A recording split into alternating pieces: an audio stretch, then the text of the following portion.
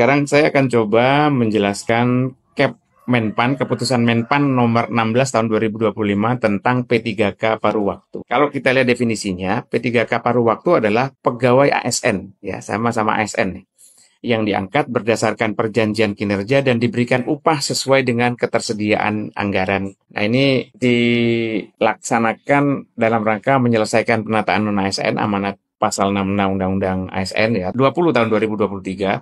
Kemudian untuk memenuhi kebutuhan ASN di lingkungan instansi, memperjelas status pegawai non-ASN, kemudian meningkatkan kualitas pelayanan publik. Untuk siapa? Untuk guru, tenaga kependidikan, tenaga kesehatan, tenaga teknis, pengelola umum operasional, operator layanan operasional, pengelola layanan operasional, dan penata layanan operasional. Dan itu didasarkan atas hasil seleksi ASN tahun anggaran 2024 yang sampai saat ini masih berlangsung. Kemudian mekanismenya adalah PPK, Pejabat Pembina Kepegawaian, Gubernur, Bupati, Wali Kota, mengusulkan rincian P3K paruh waktu kepada Menpan RB. Wajib diusulkan seluruhnya rincian P3K paruh waktu itu, dan kemudian Menpan RB menetapkan kebutuhan rinciannya untuk paruh waktu.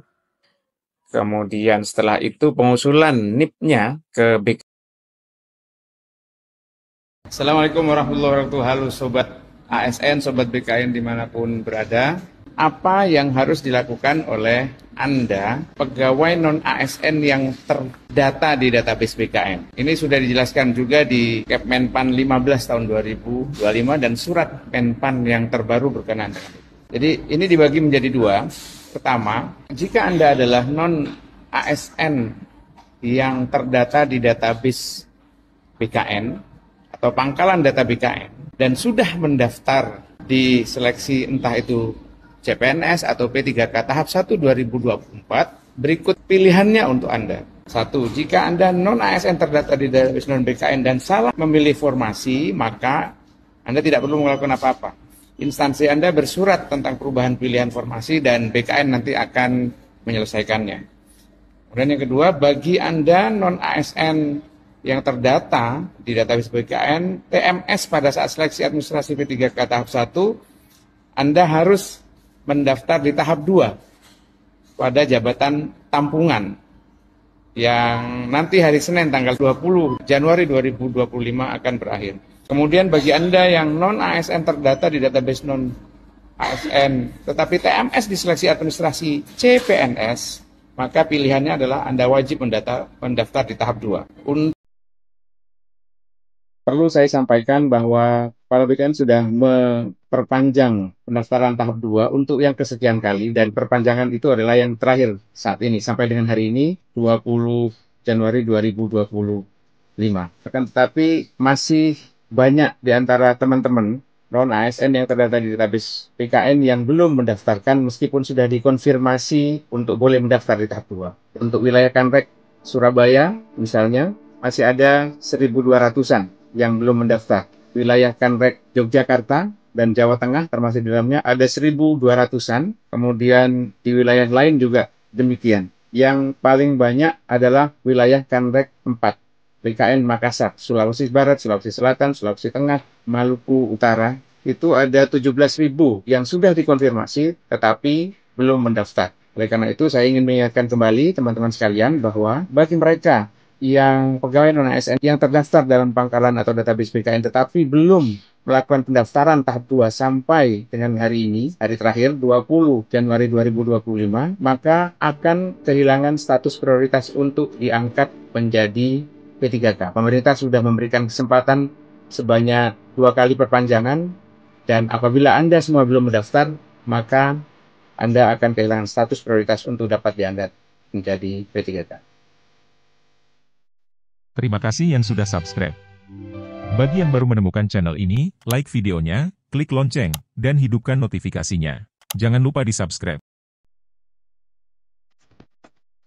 P3K guru ini ada Kepmenpannya sendiri dan harus saya jelaskan satu persatu. R1A itu artinya peserta prioritas tenaga honorer K2 menurut Kepmenpan 348. R1B Bravo itu artinya peserta prioritas guru non ASN. R1C itu artinya peserta prioritas lulusan PPG. R1D adalah peserta prioritas guru swasta. Dan juga R2. Nah, ini yang kemarin heboh ya. R2 itu adalah peserta guru X tenaga honorer K2. R3 adalah peserta guru yang terdaftar di database non-ASN. R4 adalah peserta guru non-ASN. Dan R5 saja itu artinya peserta lulusan PPG.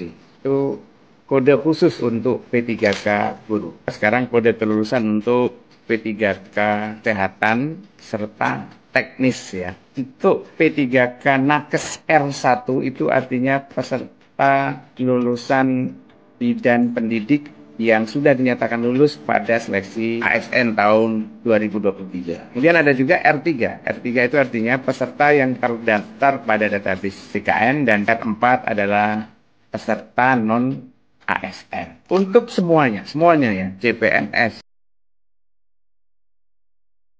Teman-teman semua, saya akan menjelaskan kode kelulusan seleksi ASN 2024. Kita mulai dari CPNS ya. PL itu artinya lulus, pokoknya yang ada L-nya itu lulus. Tetapi dari formasi khusus dan umum, dan saya akan jelaskan satu persatu.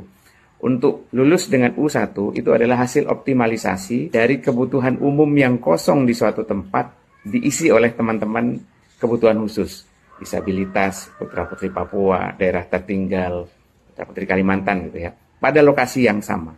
Jadi Dinas Kesehatan Kota Surakarta katakanlah ada yang kosong untuk perawatnya, itu akan diisi oleh perawat formasi khusus yang memilih juga di Dinas Kesehatan Kota Surakarta. U3 itu adalah optimalisasi formasi umum yang kosong dari kebutuhan khusus yang sama di lokasi yang berbeda. Misalnya disabilitas sensorik netra di Bawaslu Provinsi Sumatera Utara misalnya, itu mengisi sensorik netra di Sumatera Barat yang kosong. Dan yang E2 itu adalah optimalisasi formasi khusus dari kebutuhan umum atau khusus lainnya pada lokasi yang sama.